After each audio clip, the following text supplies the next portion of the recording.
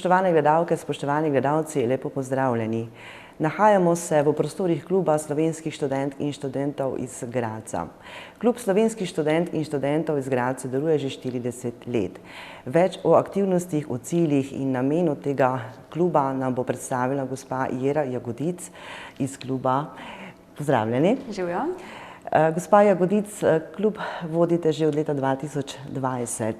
Kaj je namen tega kluba in zakaj torej klub slovenskih študentk in študentov?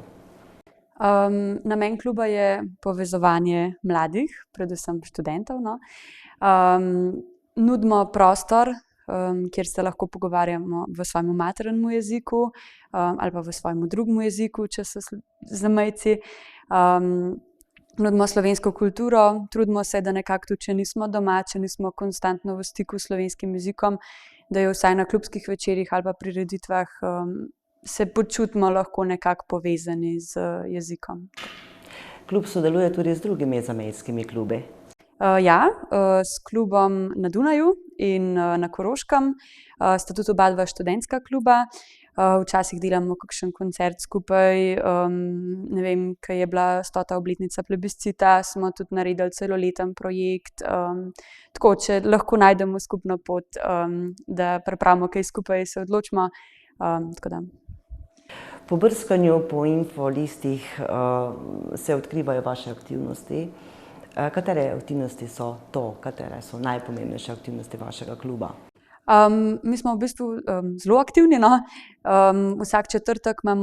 Skoraj vsak četrtek imamo klubske večere, kjer pol prirejamo kakšna branja, koncerte, gledališke predstave ali pa tudi samo klubski večer, kjer se srečamo pa se lahko pogovarjamo po slovensko ali pa tudi po angleško ali pa po nemško. V bistvu res so vsi dobrodošli.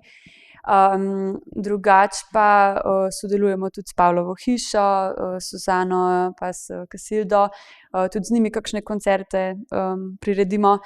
Imamo pa pol tudi stalnice izven klubskih prostorov, tek na Šlosberg, igre v parku, take stvari. V bistvu smo odprti za vse, za vsakega se nekaj najde, tudi za otroke imamo skupaj s Suzano in pa s slovenščino v Gradcu, z poukom slovenščine v Gradcu, predstave za otroke, tako da v bistvu imamo vrata na stežaj odprta.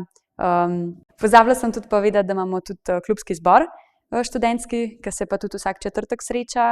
Zborovodja Tobias Mistelbauer jih vodi. Zbor šteje od 15 do 20 študentov, tako da je v bistvu tudi na tej strani, da se nekaj skozi dogaja, da se lahko tukaj srečamo. In pa tudi pol posledično, če so kakšne prireditve, klubski zbor otvori prireditev in je tudi vabljen na kakšne prireditve na univerzi ali pa kjer drugje po Štajerskem. Klub v času koronavirusa ni miroval. Zakaj ste izkoristili ta čas? Za katere aktivnosti? Ja, mi smo takrat kar majčkeno se je vse ustavilo, majčkeno smo zadihali, ker smo prej res bili zelo aktivni. Pa smo se pa odločili, da ker nismo videli, koliko dolgo časa bo to trajalo, pa tudi veliko so nam pisali, da pogrešajo to, še vseeno jih je bilo zelo veliko v Gradcu, študentov in mladih. Tako da smo se pol odločili, da bomo šli na splet. In takrat smo bili, v bistvu mislim, da nas je bilo zelo malo, ko smo na spletu pol začeli delati, tako da je bil malo večji boom. Dosegali smo seveda tudi ljudi iz Slovenije, iz Koroške, iz Dunaja, iz povsod, če je nekoga tema zanimala. Tako da smo takrat prvič smo organizirali slovenski mesec, ker drugače imamo vsako leto stalnico slovenske dneve. Takrat smo jih razpostegnili na cel mesec, enkrat na teden smo imeli prireditve na spletu, vse od receptov do koncertov, branj, gledaliških predstav, za vsakega se je nekaj našlo. Tako da takrat smo s tem začeli in ko smo videli, da je bil v bistvu odziv zelo dober, smo se odločili, da bomo tudi ob četrtkih vsaj enkrat na mesec nekaj imeli prek spleta. Ker če smo v Gradcu tukaj v prostorih, potem lahko pridejo samo tisti, ki so tukaj.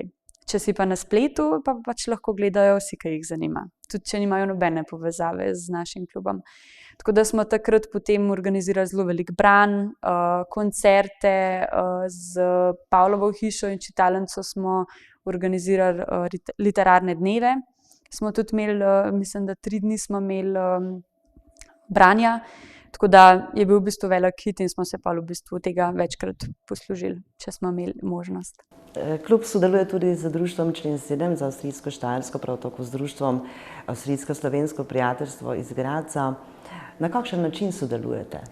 Ja, kot sem že omenila, sodelujemo pri raznih koncertih, literarnih dnevih, potem za otroke organiziramo tudi gledališke predstave.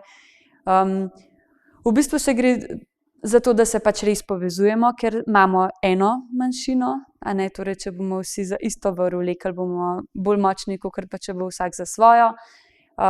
In pa tudi mi imamo tukaj res odlične prostore, ki so zdaj tudi čisto na novo renovirani.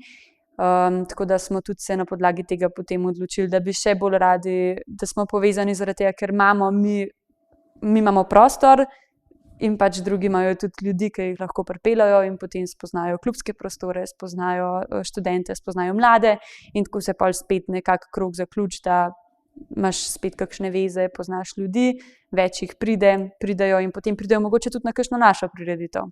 Če pa mladi pridejo na prireditev, ne vem, na primer od Slovenske čitalnice, bodo šli pa tudi večkrat v čitalnico. Tako da, ja. Kaj menite, kako pomembno je to zamejstvo pri mladih ljudeh v celotni Evropi oziroma v celotnem svetu? Kako menite, kakšno je to sodelovanje? Sodelovanje na splošno med... Ja. Ja, jaz mislim, kakor kje. Odvisno tudi, kakšni so ljudje na vodilnih pozicijah, s kakšnim se ujameš, s kakšnim se ne, tako da jaz mislim, da je tudi od teh stvari zelo to odvisen. Drugače bi pa, ne vem, rekla, tukaj na Štajerskem smo zelo povezani. Tudi na Koroškem imam občutek, da nekatere organizacije so zelo povezane.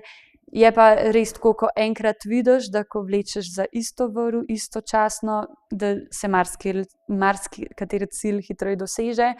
In mislim, da tudi pol v prihodnosti nekako se vidi, da lahko več dosežeš, če jih je več skupaj, tako da je pol tudi nekako to v glavi. Ampak jaz mislim, da povezovanje na vsak način je super, ker vsaka stran nekaj profitira od tega. Zdaj, če bomo pa gledali tako, bomo pa pač lahko samo po svojih zmožnostih. No. Kaj pa načrtuje klub v prihodnosti? Ja, zdaj, ko smo imeli tole prenovo, smo kar majčkeno najprej zadihali spet, ker je bilo res zelo veliko dela, ker smo menjali okna, tla, vse stvari. In še punce smo to vse same skoraj delale, no. Če ne drugega, saj vse organizacijsko. Tako da smo zdaj novembra z slovenskimi dnevi smo imeli otvoritev. Mi smo že nekaj stalnic, kot je božičnica pa to, drugače pa zdaj želimo bolj to, da bomo spet nekako našli ta ravnovesje, da bomo imeli primeren program, da bodo ljudje spet prišli v klubske prostore, ker zdaj je bilo tako dolgo časa zaprt oziroma koronavirus, potem renovacija, da so tudi nekje drugje že našli ta prostor, kjer so se srečevali. Pa da bomo pač vsak četrtek imeli kakšno stvar ali pa vsaj 2-krat na mesec, no, ta klasičen program branja ali pa tudi kakšno novo stvar. Odprti smo za vse, če pridejo ta prave ideje. Kljub pandemiji koronavirusa vaš klub ni miroval. Za kakšne aktivnosti ste izkoristili ta čas? Takrat, ko se je v bistvu vse ustavilo, smo najprej majčkeno zadihali. Potem smo pa organizirali decembra slovenski mesec, ki je v bistvu bila nekako podaljšek od naše stalnice, ki so slovenski dnevi in smo ga naredili prek spleta. Tako da odziv je bil res fenomenalen, ker so nas lahko spremljali povsod po svetu. Takrat smo bili tudi, oziroma takrat nas ni bilo toliko veliko društev tistih, ki smo šli pač na splet in smo si dejansko to upali, kljub temu, da tehnično sploh nismo bili podkovani. In po slovenskem mesecu smo nekako razmišljali, ker smo bile tudi same punce, kaj bi delali naprej, kaj bi pač nudile. Tako da smo se odločili, da bomo naredili še kakšen branje, koncert ali pa kakšne take lažje stvari iz tehničnega vidika. Vmes je pa tudi smo prišli na idejo, to je bila v bistvu moja osebna želja bolj, no, da bi v času, ko sem predsednica, renovirali klub. In takrat smo v bistvu prišli na to idejo, da bi izvedli dražbo, da bi skupaj zbrali denar, ker pač seveda ga našparanga nismo mogli imeti našparanga. in smo se takrat odločili, da bomo organizirali dražbo, razpošiljali smo pisma, tako da smo zbrali v bistvu kar eno zelo lepo vsoto denarja, nekaj je prispevala seveda tudi Slovenija, urad in pa Avstrija. Tako da smo pa začeli planirati, kaj vse bomo renovirali. In v začetku sem si jaz to tako predstavljala, jaz osebno in mislim, da tudi marsikatera druga punca v odboru, da bomo tako majčkeno pobarvali, majčkeno bomo, ne vem, spremenili kakšno stvar, kakšno sliko bomo obesili. In pol je v bistvu to tako veliko ratalo, da smo toliko denarja dobili, da smo mogli v bistvu še enkrat se dol sesti in na novo začeti razmišljati, kaj bomo mi zdaj naredili s tem.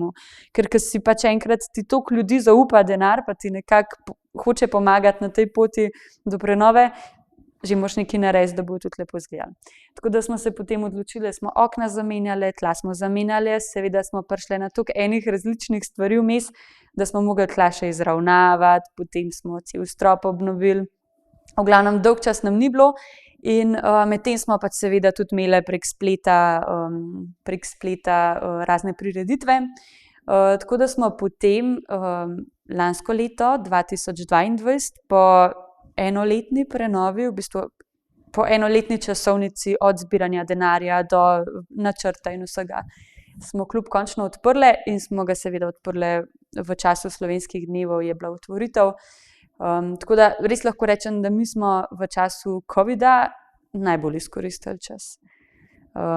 Kar se tiče tega, da smo pač mogli imeti zaprto in smo se res tudi potrudili in nam ni žal, ker če danes pogledamo klub in pogledamo klub, kako je prej izgledal, je to drastična sprememba. Je pa to tudi seveda zadoščanje zame, ker sem imela to željo, da ko sem predsednica, da bi pač rada pustila en pečat, kaj se je naredilo pod mojo taktirko ali kako naj rečem. Tako. Na koncu oddaje nam lahko še zaupate, kaj želite sporočiti zamejskim mladim študentom? Predvsem to, da naj ne pozabijo, iz kje so, naj ne pozabijo na svoje korenine, in pa da naj bodo vedno ponosni na te korenine, tudi če drugi niso, ker čez čas pol vidiš, da v bistvu največ, kar ti lahko starši dajo, je kultura, jezik, pa pač ta vzgoja, ki je pa mislim, da tudi pri zamejcih nekako prihaja iz različnih stvari iz preteklosti in mislim, da bi se vsi, tudi tisti, ki nismo zamejci, lahko naučili marsikaj od mišljenja, od stvari, ki so jih doživeli predniki in pa predvsem iz mojega vidika gledano, da bi cenili jezik, ki ga govorimo, tudi če je jezik zelo majhne države, pa ga ne govori toliko veliko ljudi. Gospa Jagodic, hvala vam za pogovor. Spoštovane gledalke, spoštovani gledalci, hvala vam za pozornost. Pošiljam vam lep prijateljski pozdrav iz sosednje Avstrije in nasvidenje.